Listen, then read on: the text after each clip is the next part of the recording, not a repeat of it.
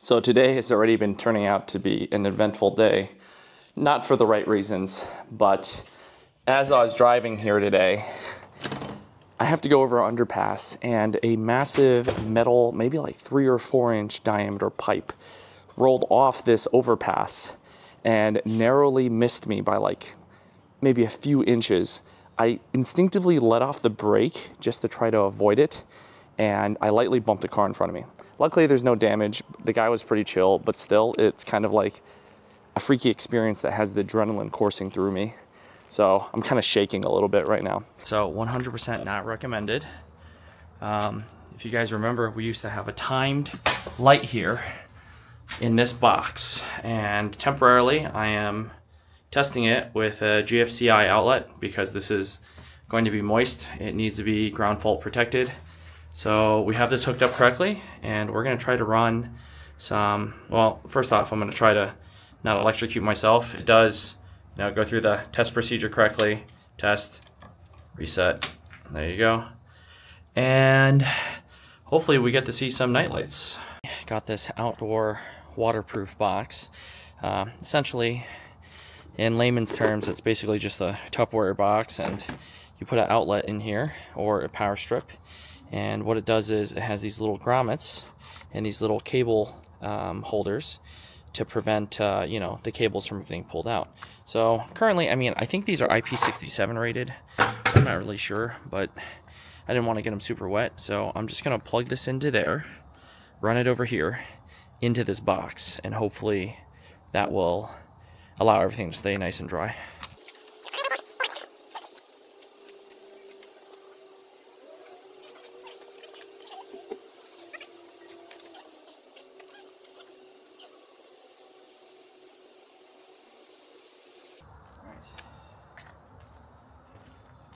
So, as you see, there is power, and I don't know if this is wrong or not, but usually I always like to alleviate tension by wrapping it around something just to make sure it doesn't get pulled out of the socket or pulled off somewhere else. Should probably wrap it around there also, and then maybe put something down to prevent anything from falling over.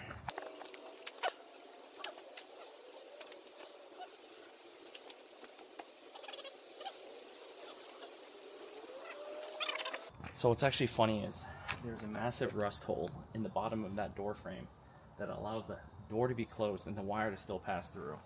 I just have to show you this because it's kind of funny. So you can see how big that rust hole is that just lets the wire pass straight through. So that is fun. I think I have a brick here somewhere too that I brought from quote-unquote home.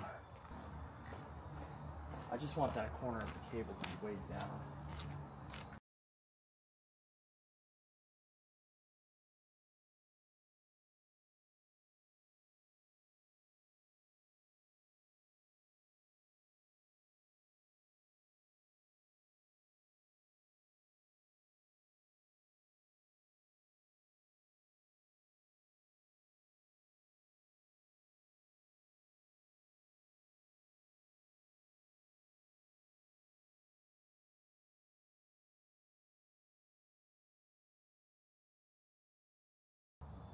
And we have lights.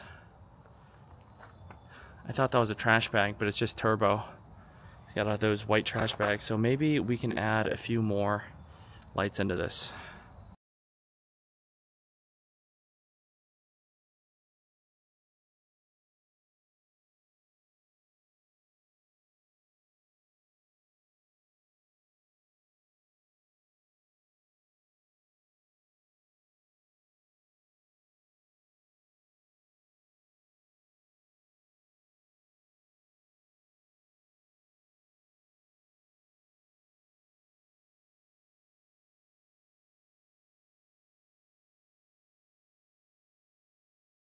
All right, the real question is, does this look better or worse than it was?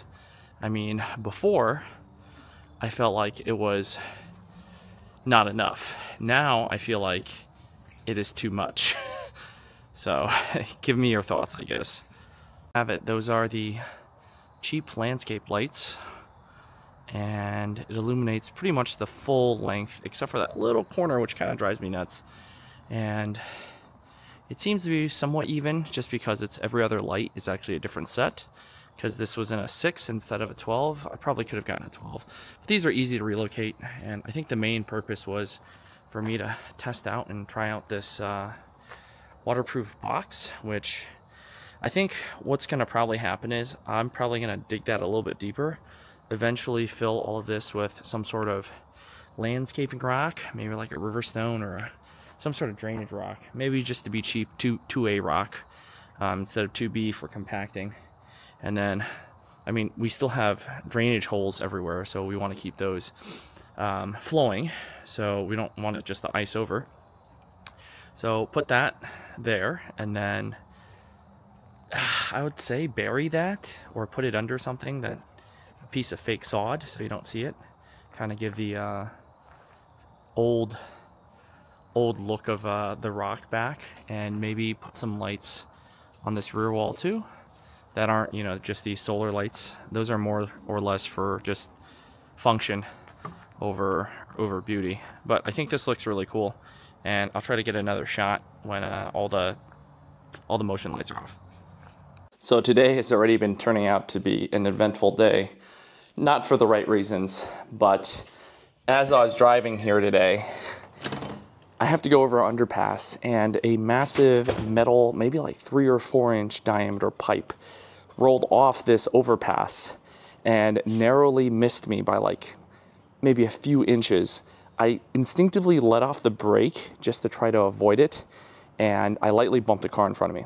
Luckily there's no damage. The guy was pretty chill, but still, it's kind of like a freaky experience that has the adrenaline coursing through me. So I'm kind of shaking a little bit right now.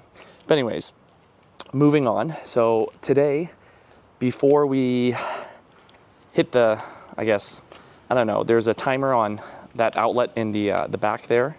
So before that randomly turns on, I was thinking about wiring in a parking light. So here is our old basketball hoop. It's a bit rusty, but it is cemented in at the bottom, and it is like pretty decently solid. And what I bought is, this is also really crappy quality, so I don't recommend anyone buy this. It's called a tendon adapter. So it's 4 inches on the bottom. I had to spray some primer in the bottom because it's bare metal and it was definitely going to rust. And it has an adapter on the top. And this is 4 inches. That pipe is 3.5, so there will be a little bit of a gap. And that's okay. Originally I was going to 3D print something to kind of fill that gap. But our street light, which is an LED, they call a shoebox light, it's actually kind of poorly designed because the tensioning screws is on the one side, crushing the cable. So chances are, to get this on, we'll have to actually put the tendon in first and the wire through it and have it run out the back. So I think that's what we're going to do.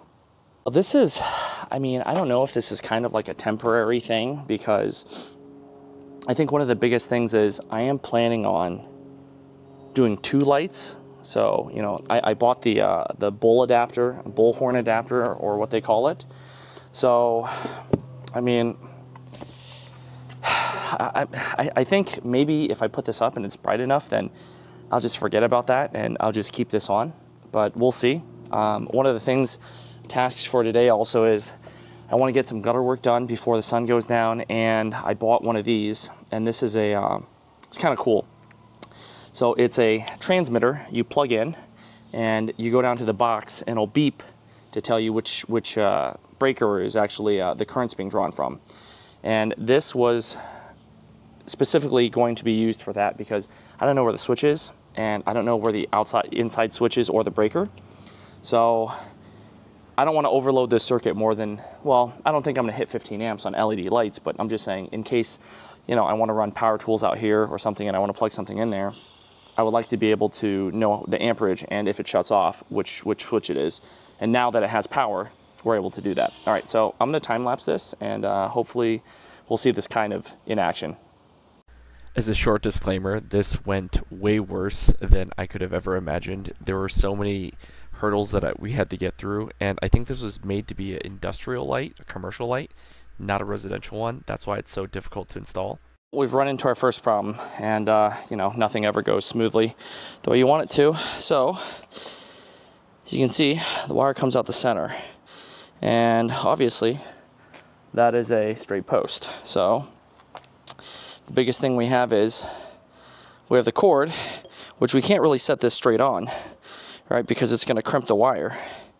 So I'm trying to figure out, either I have to drill a hole up there for this wire to come through, or drill a hole at the very bottom to snake it through, because that's how a real light post would be. So I think what I'm gonna do is I'm gonna remove this temporary outlet I put on, and I'm gonna thread that through and see if I can drill it thread through one of the holes on the side there. So we're gonna do that real quick. So there are two actually original holes on the side of this already that was large enough to actually pull that wire through, but it's so small that I had to use a step drill to kind of widen one of those holes. Then I tried to just put it through like by hand, which was a huge mistake.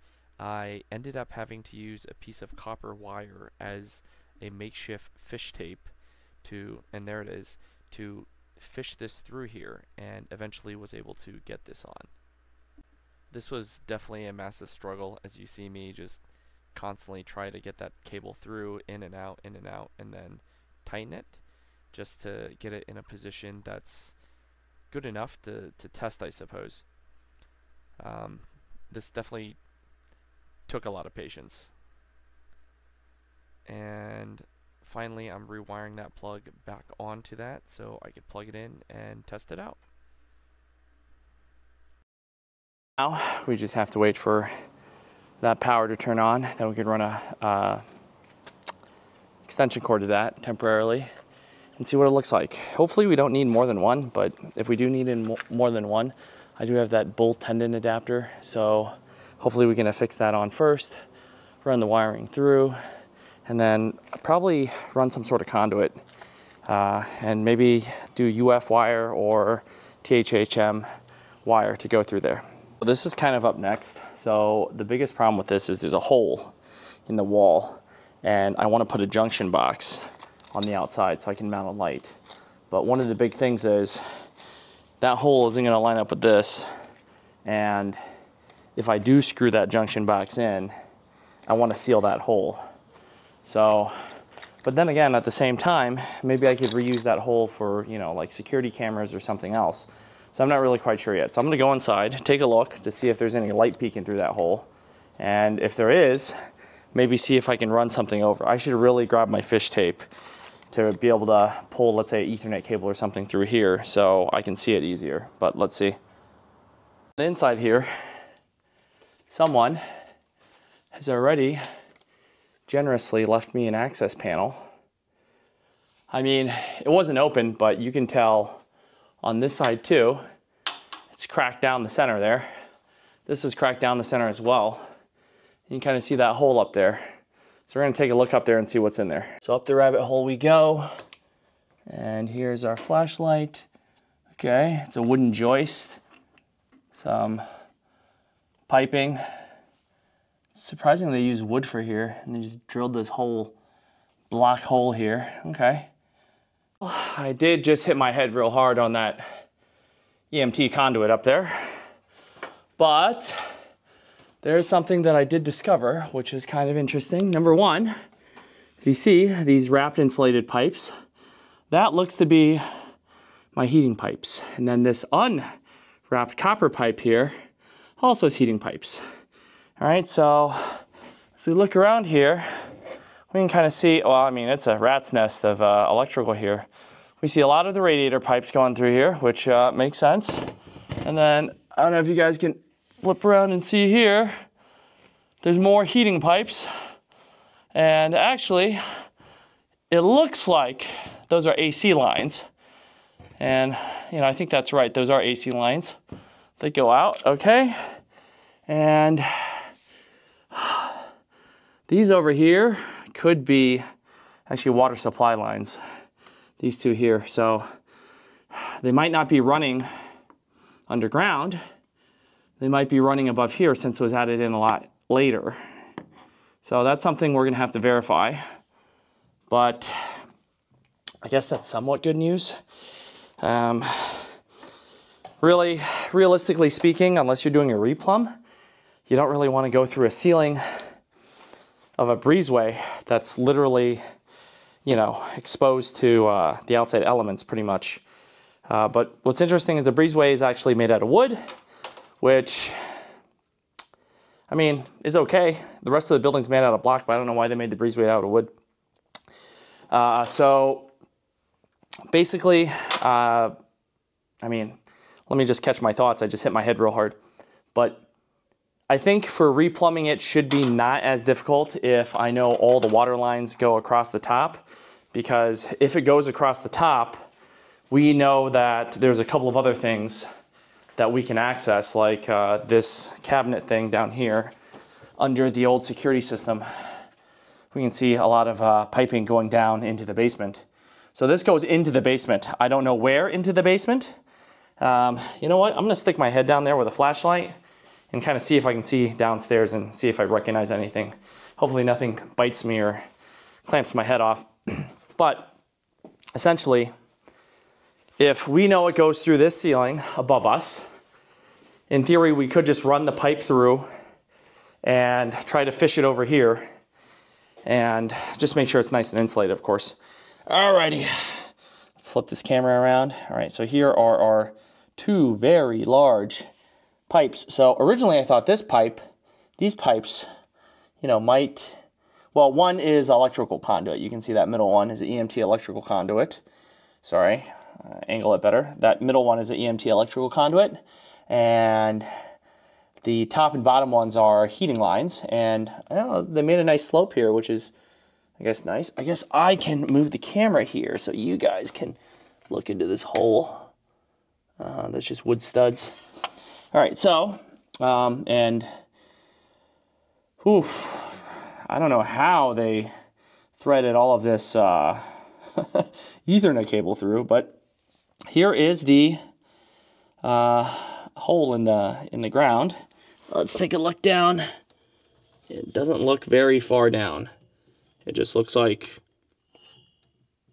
it goes straight down maybe a foot. That's not great. So this is somewhere under the building, and someone left us some caps of some sort. All right. Okay, that's a headache. So of those pipes, we know two of them definitely feed this heater here. So that, chances are I'm probably gonna get rid of that heater. I could throw an electric one in or something else. That wouldn't be a big deal, but that heater there is a problem. Especially if you can't insulate it from the outside from cold, it's gonna be running really, really, you know, like 24/7, and a lot of heat is gonna escape through that wall also. It would be better to try to insulate the inside of these walls or the outside of these walls. Though, let's be honest, there's so much square footage and area in this place that even insulating those two places aren't really gonna make a huge difference. I suppose every little bit helps, but also heat will escape from the path of least resistance, which would be these windows and the doors, which I'm not sure if I've ever showed you guys. The doors visually has a air gap between the two. You can see outside light. Same thing with this one. You can visually see a air gap. So it'd be more efficient to basically seal those up so no air gets through than to, I guess, waste money on insulating everything first. Okay, so we know the pipes go through here, which is somewhat good news, I guess. That means it's going to be easier for us to replumb. Hopefully they didn't all burst. They probably all burst. But if I do replace them, it'd be PEX-A, so that shouldn't be hard. I just have to run a 30 or 40 foot line going across. I mean, I could run technically like a junction, a manifold per se, and then run the manifold underneath that security panel or in the security panel even, because that security panel is empty right now, so it doesn't really matter. I could take that out, put an access door in, and then that would just be all the annex plumbing water. But chances are, I think the smart play is the way this place used to be plumbed. There's a creepy old person standing outside the house staring at me. Okay, I'm gonna move a little bit. So the smart play really would to be not run all the boilers in the basement. Because the house is so big, you gotta imagine you're running literally, I mean, the furthest bathroom from the boiler has to be at least 150 feet of piping. So I would have to run 150 feet of, at minimum, half-inch piping, which probably you'd want to run bigger because, you know, it would have to supply that entire side. So you'd probably want inch piping at least for 150 feet, and the hot water is over here. So that's a lot of hot water that has to displace to go over there. I think what might be a better solution is to run a full inch pipe, just cold water, straight from the water main with a manifold shutoff and a drain, all the way to this side of the building. And that will act as the main water supply for the building. And then in that janitor's closet, I'll show you the janitor's closet from hitting my head on that pipe. So here's that slop sink closet. If I turn on the light. So voila. So instead of using this as a slop sink janitor's closet, we'd have that 1-inch pipe run all the way here with cold water. We would wrap it, make sure it's insulated, also maybe put some sort of electrical heating element on it. So as long as there's electricity, that pipe doesn't freeze. That will come all the way here. We'll knock out this slop sink. We'll put an electric water heater right here. And because we have mini splits existing on the wall, we do know we have 220 volt power supply here. So we could use a a electric water heater, which doesn't require a flute. Though there is a vacuum vent here as well. I mean, I guess that's helpful. I don't know how to turn it on. Oh, here it is. There's a switch right here. And the power is disconnected because I turned those off. Those are all 220. I'm trying to chase down an electrical leak. So the idea would be to run only a 1-inch line, or maybe I could run dual 1-inch lines. But the thing is this, like, I don't think there's a need for that much water here, like demand. Like the most, let's say we have there's 2 bathrooms upstairs, 1 half bath, 2 full baths. Let's say 2 people are showering at the same time. A 1-inch line is more than enough to supply water for 2 shower fixtures, especially if they're like low usage, like the new water saving shower heads. They're probably, I don't know, 1, 2.5, maybe tops gallons per minute. And a 1-inch water line will definitely be able to supply that. We'll have the water boiler here, which means you're not gonna wait for water so long because the 2 bathrooms are immediately above here. And obviously this is a bathroom and there's a bathroom on the other side. Even if one of these became a full bath and the other one, stayed a half bath, you still wouldn't need more than, let's say, a 1-inch line. Simultaneously, 3 people showering, probably gonna be rough. But also at the same time, most residential homes, let's say 2,000 square feet, 4 bath, run a 1-inch, service line. So I think 1-inch service line should be enough for this area. So that's the plan. Hopefully, throw a water heater in here, knock out this slop sink. We have a drain here already, and there's already a 4-inch PVC pipe drain. This is assuming for the toilets. No, it's black iron. It's not PVC. It's just painted white to fool us. Yeah, I think that could work. And then since it's electric, we don't have to vent it really. So we don't have to worry about that. And we already have an existing drain here. I mean, there's water hookup, but obviously we wouldn't be using this. We'd be running the main 1-inch line through the drop ceiling, like how the original one was done. And that does also explain some of these stains. So, like for instance, in this office, we have a massive roof stain here. And the ceiling stain is most definitely that water feed line that's burst here, of all places, and drained out. So if that line can be used, I mean, I would still be real dubious, but I will try to retain some of it if I can. But once again, like at some point in time, it's like, it might be easier just to run a new line. And I don't know how big that line is. It might be 1 inch. It might be 1.5 inches. Who knows? It does look pretty big. So we'll take a look at that and hopefully figure that out. Before we do any wiring today, we're gonna go on a little adventure into the basement to attempt to find that switch or that timer that turns on that outside outlet. Because for the life of me, I still haven't been able to find it. I contacted the maintenance guy from before. He doesn't know where it is. So I don't know where it is, but I feel like, logically speaking, it has to be on that rear wall somewhere.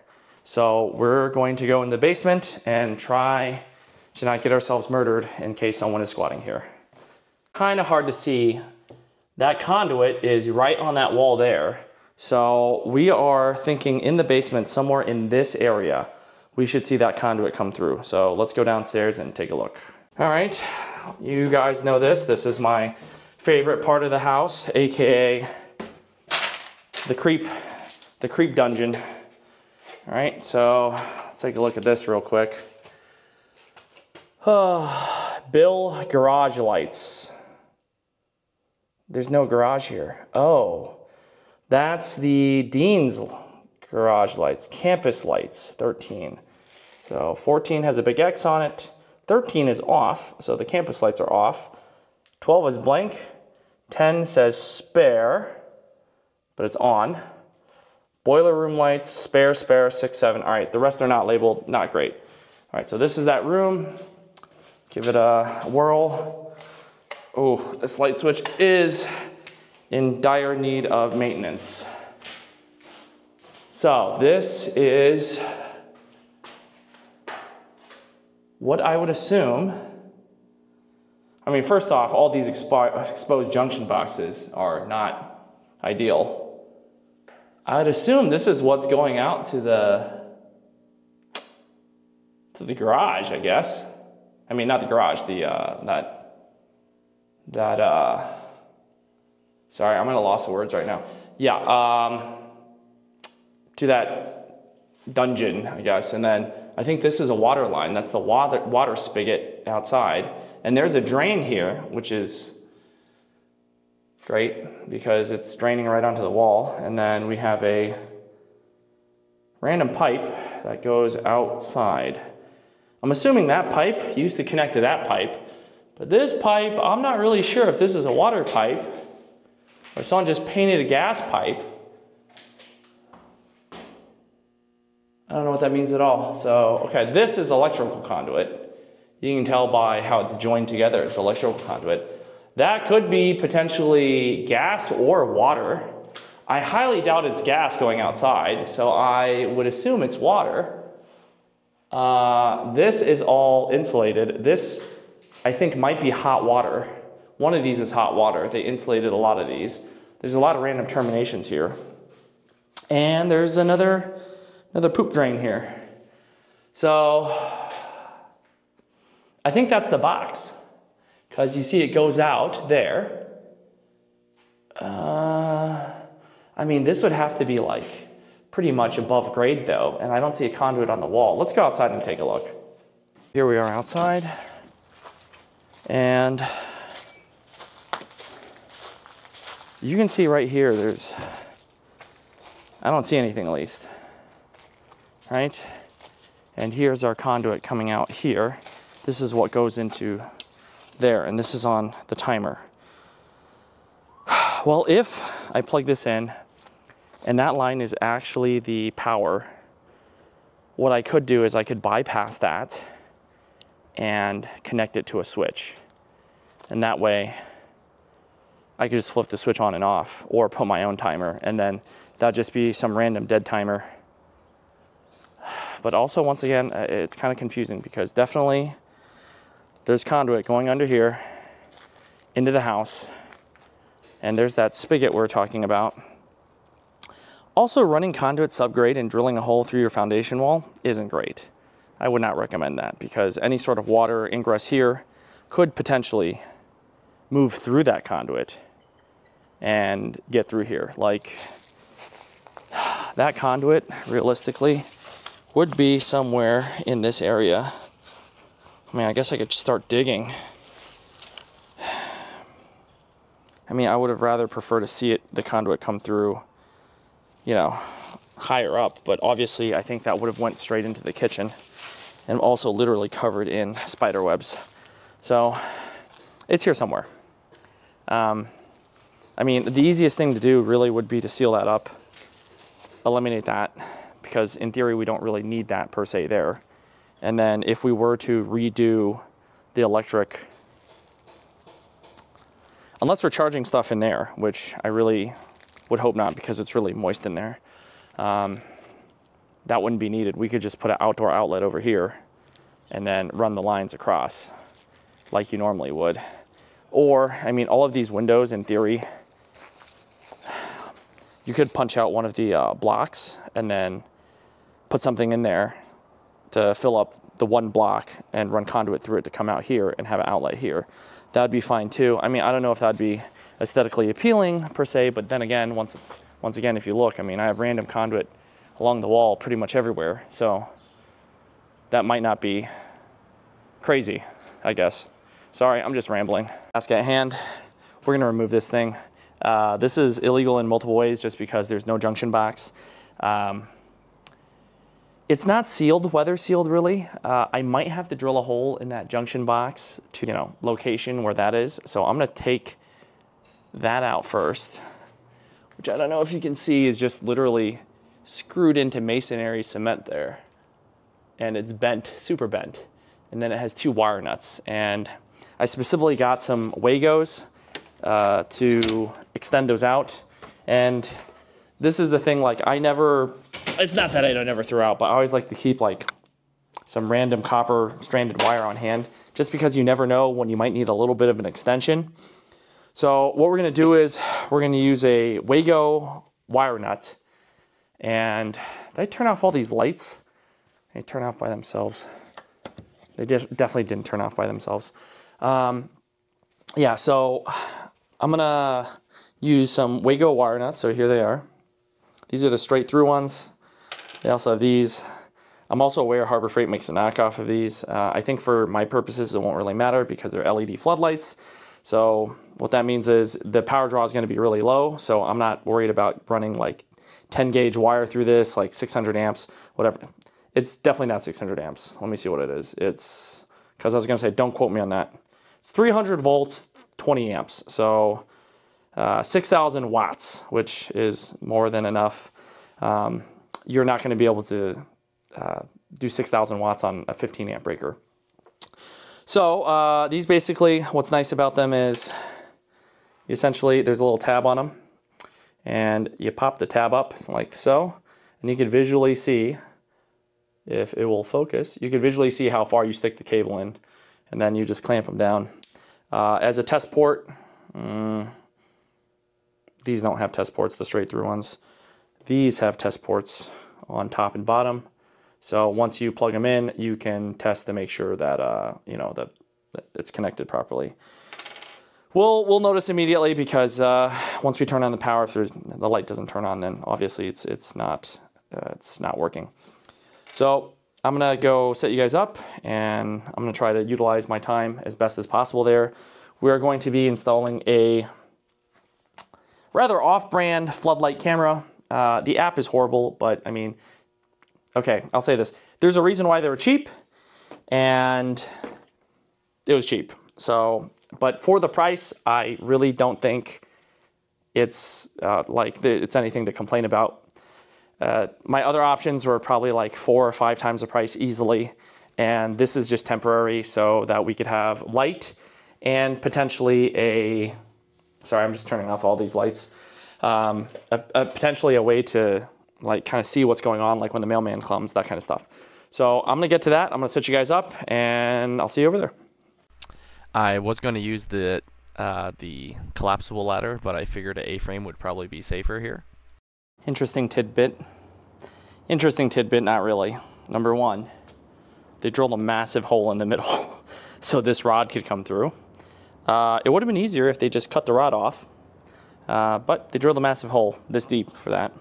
2, they're using 2 different types of fasteners to put it into the wall. I'm not sure if you can really see that. 2 different screws. And the fun part is none of these are masonry screws. That's just like a regular wood screw type, and that's a machine screw. So how this was being held in really shocks me. I went to go grab the junction box just to kind of do a little test fit here to make sure I can get it up here and if I needed to drill a hole or not. So as I kind of expected, it's not going to fit through the center hole, obviously. I mean, I could mount it slightly lower and have the wires coming through the top, but then they're unprotected, which isn't great. So I think what I'm going to do is I'm going to drill a hole here, and that way drill a hole, chamfer it, put a little grommet in there, and then let the wires go through there. The box isn't, or whatever you can call that, isn't really well sealed to begin with. So I'm not super concerned. At the end, I'll probably put a bead of silicone around the outside just to kind of keep any sort of water ingress out.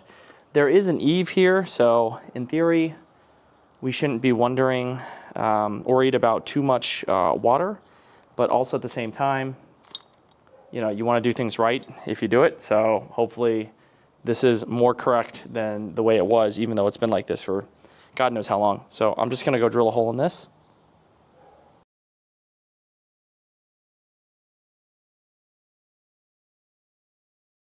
I'm not bragging, but I'd say that's a pretty clean hole.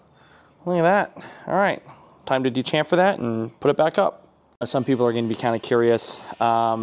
So what I did was I used a small drill to drill a pilot hole through here. I drilled it through the inside because I didn't want to hit any of this. So in case I drilled it too high up from the back, which you wouldn't be able to tell where that is, you might end up hitting the, I guess the grommet section, if you can call it that. And this is called a step drill. So people call it a Christmas tree bit because it kind of looks like a little Christmas tree. They come in different sizes. And basically, once you drill a pilot hole, you can put the tip in here and it'll slowly widen that hole until it's big enough. And after that's done, it does leave a kind of burr on the inside. So this is called a deburring tool. Essentially, you just go in there, you spin it around, and I'm not sure if you can see that, but it scrapes off all the little bits of burrs on it, so it's nice and smooth. I mean, would I recommend testing it with your bare finger every single time? Absolutely not. This is just for demonstration purposes. I didn't cut myself, thank God. And basically, we're just going to mount this on. We're going to drill 2 small holes with masonry bits, and we're going to put a tapcon there. Ideally, what we'd want to do is we'd want to seal this off somehow, but I'm not sure if you can see, there's a huge hole there. So even if we put like silicone around here, that hole isn't going to be great. So I will try to seal around the upper half of the box whenever I'm done. So that might be a different day. I just don't like to waste like a whole tube of silicone just for this. So essentially what I'll do is I'll wait till I have 5 or 6 projects that need a little bit of silicone at the top. I'll go up there and clean everything with isopropyl alcohol, and I'll just re-silicone over it so I don't waste the entire tube. So right now what I'm going to do is I'm going to line this up, put that up there, make sure the wires go through nice. I'm going to cut those wires back. Those are solid copper wires. I'm going to cut those back because they put some sort of wire nut on it, but they glued it in. I really don't know the logic behind that, but it's glued in. It doesn't come off. So I'm going to have to cut those and then push those back, and then I'm going to use those Wago connectors to essentially extend those wires with 2 solid coppers. I will try to find a black and a white wire. That way, you know, I know which one's line and which one's neutral. And then once that's in here, I can mount the new box to that. So since I drilled a new hole, they only come with four plugs. So I only have 4 plugs. I have one that's open on the bottom, but that's an easy fix. I could just buy another one and plug this one up. So basically, I'm leaving the easiest one to plug up after it's installed. Easy peasy, don't have to really worry about it too much. The rear is plugged up as well. So we're gonna go to time lapse, and I'm gonna do that right now. So this test fit actually went pretty well. It looks like it's in a pretty good position. I used the Sharpie to mark the positions to drill. So now that it's marked, this next step is drilling them. So these are tapcons. So tapcons are essentially just masonry screws. They come with a drill bit, a special masonry drill bit. It has a different type of head. I'm not sure if you can really kind of see that. It has like a hammerhead type head. And I have marked with a piece of electrical tape here the insertion depth. So it is recommended that is slightly longer than the screw. That way, you know, you don't end up with binding and stuff like that. So I'm going to drill those and then screw these in. So what I actually like to do is I like to drill it through the box first. then kind of open it up a slight bit, and then mount one screw and then drill the second one, because sometimes these heads tend to wander. So if you mark them and you drill both of them, they might wander off where you are, or when you marked it, they might have wandered off. So if you drill one first and screw it in, it ensures that the second bit goes straight in exactly where you want it. You also need a hammer drill for this. If you use a regular drill, it'll take forever for it. So I have my hammer drill ready, and I'm going to drill these real quick. Luckily for the wires, it seems like it's long enough to go through the box that I don't need to extend them per se, so I might just snip them and strip them back. I honestly don't know what kind of concrete this is or what the pressure it is, but it was really hard to drill, so it actually took a while to actually drill these holes. I just banged my knee real hard, so give me a second. But I wanted to take you off the tripod to basically show you exactly what I just talked about. And even though I marked both of these pretty well, like if you looked on them, they would have been like, oh, these are pretty good. So let me swap you around. So that's one screw loosely in, and you could tell that's my mark. That's my blue Sharpie. It's ever so slightly off. And if I were to drill those just based on the two spots, this would not have fit. So also something I realized is this block surface is not flat, it's arced. And those of you wondering, oh, that's gonna look terrible. You're right, it is. But eventually all of this is gonna get repainted, and it wouldn't be hard to take out two masonry screws and just paint under that and then rescrew them back on. And that's the beauty of the junction box, really. So we can service this easily and not have to worry about, or just paint around it. I mean, I'm sure most of it will probably be covered, but that's for future Jason to worry about. And here's the last hole being drilled and tap conned in. Not gonna lie, I don't think that looks too bad. It's nicely solidly mounted. So let's see if we can put our light on and see how that does. Here's that generic camera mount floodlight. It does come with a gasket, so the outside surface I really don't have to worry about. It'll be gasketed around there. So this is the mounting plate, and you can kind of see the gasket on there. It's for both sides. There's a lot of issues with getting this camera floodlight to work, because apparently it doesn't work like a regular floodlight. You have to like activate it in the app first for the floodlight portion to work, which was extremely annoying. This is definitely not something I'm going to keep here for long, but as a temporary fix, it's fine. Power. I don't know if it's crooked. It could be ever so slightly mounted crooked, which is going to drive me nuts. The floodlight portion hasn't turned on yet. I guess it's because it's still, you know, relatively bright outside. But we will see. I figured while I was here, I should go to the front and kind of look at this front one too. This one is actually in much more beat up condition than the rear one. And it's also, I'm not sure if I've ever told you guys, these are all reproduction pieces. So they're not very heavy and they're not made of very good metal. This one I finally got off, and it's worse than the rear, I would say. Well, hate to see it. That is literally bare wood. Not treated, nothing. Just bare wood, not sealed with silicone. Crap around, it's like kind of like falling apart. So not great. And for those that were like, hey, you're destroying the house by removing all these fixtures, all these are really, really cheap. Like, I'm not sure if you can hear it, it's like tin. Like, it's really thin. Like, these are not original. These are all reproductions or replacements of whatever was on the house before. So they're really thin, they're really light, and they're not really great quality. This outdoor outlet needs to be replaced too, which seems to be fully painted in there. So that's a future problem for me. And I mean, it's just, I mean, these are LED bulbs, I think. Yeah, I mean, they're plastic.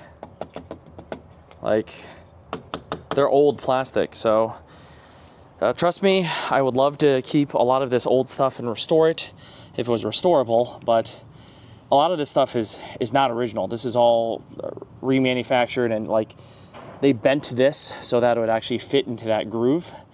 Right now, my biggest concern isn't really like the aesthetics right now. It's just getting the leaks done, the place secured, a bit more safe. And I think having lights and cameras around will do that. So that's basically what I'm doing.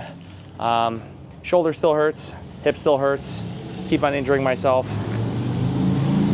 Sorry, motorcycles driving by. So I think tomorrow I'm gonna be up on the roof to do some of that stuff. I know there's at least one chimney that needs to be repaired. And then, well, actually all of them need to be repaired, but that one chimney is of concern. Sorry, gotta wedge myself through here. And hopefully get more to it. I think I am going to run and get another junction box for this to kind of put the other light up. But at least this has a junction box. The other one is just like a hollowed out hole in with crap stuck in it. This one has a lot of crap in it too, but at least it has a junction box. I would not trust, maybe I could. I don't know if I'd trust mounting it to that junction box directly because it is very old looking. Well, let me take a look at it first and then decide. So I actually did mount straight to this junction box, and I know the camera kind of cuts out a little bit here, but it is mounted into wood and it seems like it's okay. And the new light is actually made out of aluminum, so it wasn't super heavy. So I did go against you know, mounting something new and using this existing junction box. But to be honest, if I were to mount a new junction box, in reality I should have removed this old one first and added in a new one, and that might have been a lot more work and time than I wanted to really put into this, because this entire front section needs to be refinished. As you can see, all the paint is peeling, the door has a massive rotting hole in it. I'm still not really sure what I want to do with this, because this is by far the leakiest portion of the entire house. So all these doors leak a ton of air, and these windows insulate very, very poorly. Oh, definitely not as pretty as the old one, but definitely very bright and does light up this front area pretty nicely. So I would call that a success. I don't know if it's crooked. I feel like everything I mount is crooked. Not really quite sure. I mean, it looks straight-ish to me, but it looks crooked from angles. It's relatively dark out. I mean, it's not crazy, but let's test the range. There we go. I mean, I think that's pretty good. I did have to straighten it out a bit, so it looks a little bit straighter. I think that's good for, you know, at least seeing whoever's at the front door. Should be able to tell, which is good. Door closed, so there's no reflection what it looks like outside. So I think that does light pretty well, so hopefully that will serve our front door purposes. Here really is the test of that, so I'm going to bring a extension cord out here and see how bright that is. Super dark, but we can plug this in and see how bright this is. I'm just putting that extension cable on and plugging it into the box. It takes a bit to turn on. So it takes about 10 minutes to turn on, or 10 seconds, sorry, not 10 minutes. Oof, that is bright. I think the biggest issue is I don't know if that's gonna blind everyone over here, you know? I mean, it does light up everything. It does light up everything. It's just that it's blindingly bright. So, all right, we'll see if there's something we can do about that. But just as a kind of like an idea, you don't really want that angle to the point where when you're walking by, it blinds you, which I feel like it does right now. And if I angle it too low, I'm probably not gonna get the light output I want to kind of like light everything up. So I may actually need two of them. I'm not sure. Our biggest question was, is this light offensive from the inside? Being, if let's say I'm in the kitchen doing dishes, is this going to blind me? And the answer is yes. So I'm going to adjust that angle a bit and hopefully it gets better.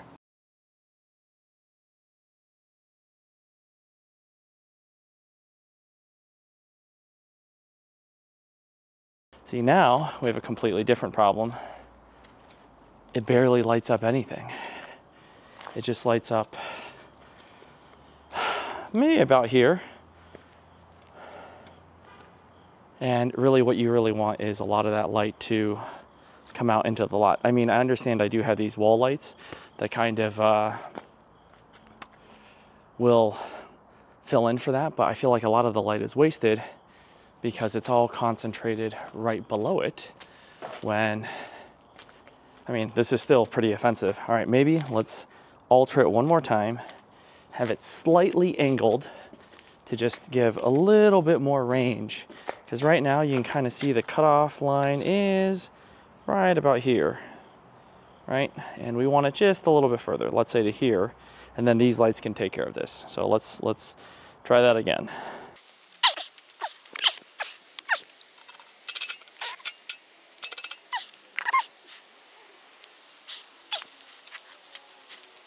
And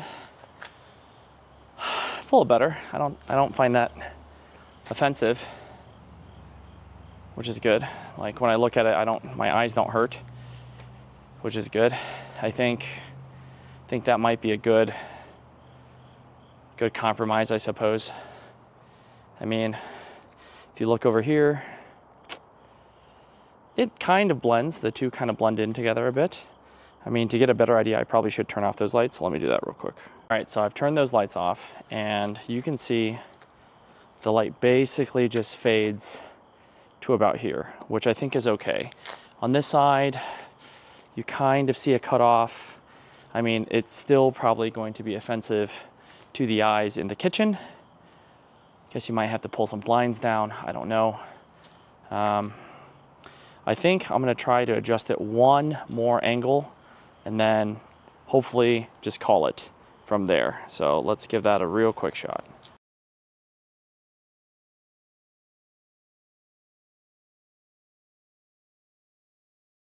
So that is 5 degrees more than the last one. So I think it's better. It's better. But that's once again offensive to the eyes again. Like when I look at it, that kind of blinds me a bit. So I guess we'll go back down 5 degrees and we'll just set it at that and we'll call it at that. We'll be done. Boom. Not super offensive to the eyes. I mean, it's still a bit bright, but the LED viewing angles doesn't kill me. I might do 2 because as you see, it lights up the parking lot, but not really that well. And obviously I don't want it to, you don't want the cutoff line to be in the window so you're blinding everyone. So I think 2 will do. And then I'll spread them out a little bit and angle 1 each way. But that is not the reason why I'm here at this time. I'm still gonna try to figure out that circuit and I'm gonna show you how. For the longest time, we've known that this is on some sort of circuit, it's on some sort of time circuit, because no matter what time of day, it turns on at the same time every day. So that's around 6 o'clock. So once we disconnect that, I'm gonna bring this over and we can bring this over to the other side here. I know it's hard for you guys to see me right now, but in due time, let me swing around and show you. Nighttime, I've plugged this extension cable into that outlet, essentially, that power source. I have my Klein tool. So I'm gonna unplug the tool. It's brand new, sorry. So here it is, plug it into a power source. It tells me there's no ground, okay? That's a different story. I'm gonna turn this on, okay? And I'm gonna try to find a power source downstairs. So I'm gonna leave this over here to ensure we have good range. And now we're gonna go downstairs and find where a power source is. Ignore that beeping noise. That beeping noise is this. So the first thing I wanna check is if that power is upstairs, which I really don't think it is. So, but we're gonna check. So let's turn on some of these lights. Outside, basement. And this is the hall light, which is also pretty bad. All right, some of these are turning on. All right, so here is our breaker box. Okay. No.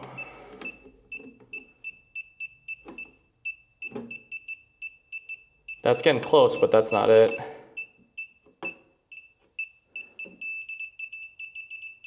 So it thinks it's this one, 16. All right, let's disconnect this and see if anything changes. Okay, so that turns off this too.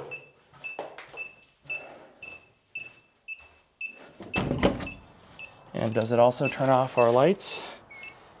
Well, hate to say it, it doesn't. So those lights are still on. But I guess we're getting warmer. So how accurate is this thing? Not super accurate. So that was 16. It thought it was this. 14, it says kitchen.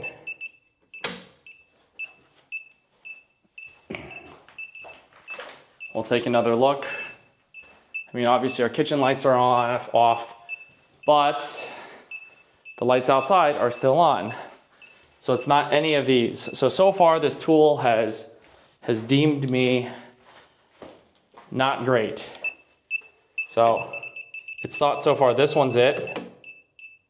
Well, that one's off now. Well, okay, so it's none of these. We might have power run close to it. So let's go downstairs and see if any of those go off also. So this should not be reaching the limitations of this actual device because it's not that far. It's only about 30, 40 feet in the other direction, so should be okay. All right, let's see. So nothing, nothing.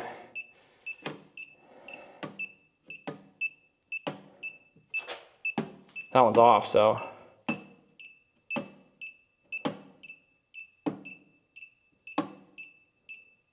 So none of these lights. Let's take a look and see if it was this junction box. Because if it's this junction box, I might have to get on this chair. Ooh. Ooh. All right, so our theory was it was this junction box up here. Nope. It's not connected. All right. What about this one down here? Nope. None of these are. And keep in mind that power is right outside there. Okay, so it's not those. I don't know if this has the range to reach, but we can try. We can try our main power box. That is the wrong light switch. That is the right light switch. All right, let's take a gander in here. So this is our main. It's definitely in one of these power lines. So let's see. No.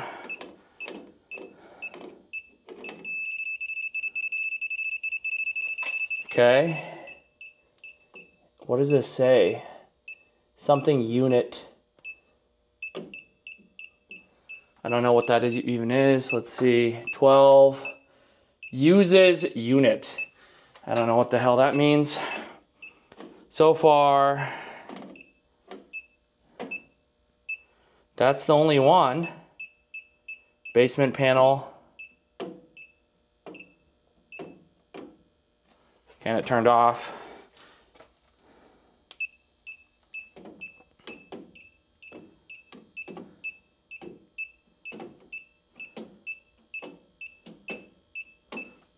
So it thinks it's this one. So let's turn this one off. This is odd because it's a double pole 220. Oh, this is the uses unit. That's that.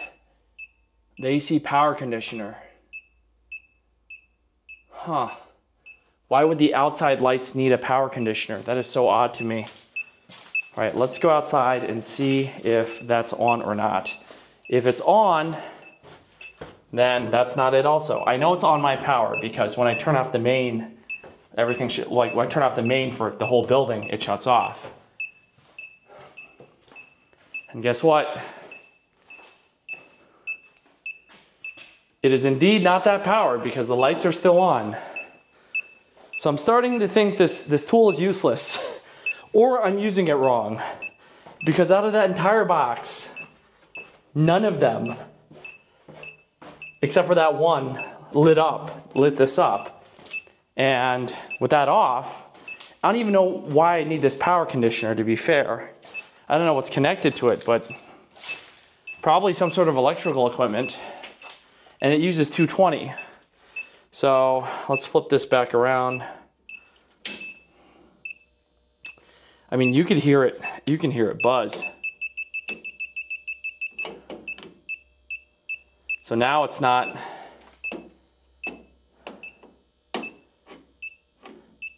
What is 3 and why is it off? Large cooler. Okay, that makes sense. I didn't want that large cooler on. I mean, I shouldn't be putting it over these ones that are off because they're definitely not. All right, let's see. Okay, none of those.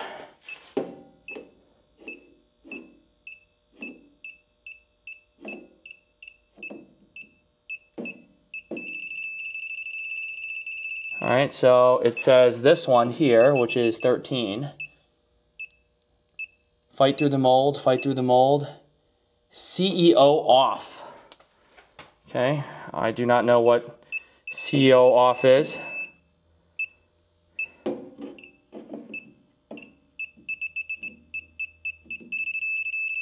So it thinks it's 13 or 11. 11 is, I don't know. So let's just turn 13 and 11 off, and I'll turn this beepy thing off. So far, real disappointed, but I don't know. Online, I did look for how's the range of this thing, and the range of this thing is not listed. Most people are saying they could do like 2 stories with this no problem to the basement, but look at that, it was one of them. Because all the lights are off now. It was one of them. So either 13 CEO, whatever that is, or 11. So we're gonna flip one of those on. And, oh, maybe CEO means the dean's house, because that's wiring going to the dean's house. But it still doesn't explain the timer. All right, let's, so my theory is it's 13, okay? So if I flip 13 on now and 11's still off,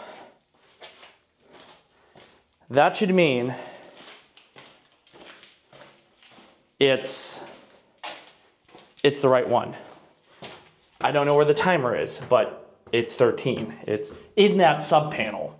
So there's so many sub panels. That's why it's so difficult to tell. And long and behold, I'm completely wrong.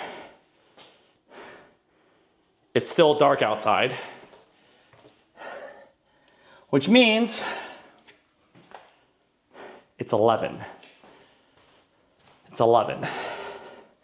So I don't know what 13 is then. The outlet's 11 on that circuit breaker. Oh, this is such a nightmare. There's so much electricity and it's so poorly labeled. All right, so now this is 11. Okay, I'm gonna turn 11 on. Boom. We're gonna go outside again. If 11 turns on and the lights turn on, that means that was the breaker. This is really a 2-man job. This is a huge pain in the butt. I mean, at least I'm getting my steps in, but huge pain in the butt. But it's on a timer. Here, I'm gonna turn this light off so you guys can kind of see. Those outside lights are back on. So, what do we learn? It's 11 in that sub breaker. So, was this tool useful? Yeah, I guess. Did I get a lot of false positives? Yeah, a lot. All right, so as you guys can see, it's pitch black again. So I think I'm gonna take a break, clean up, and get ready to take a nap and a shower, maybe eat something. I haven't eaten anything all day. But this episode's been a little bit scattered. I apologize.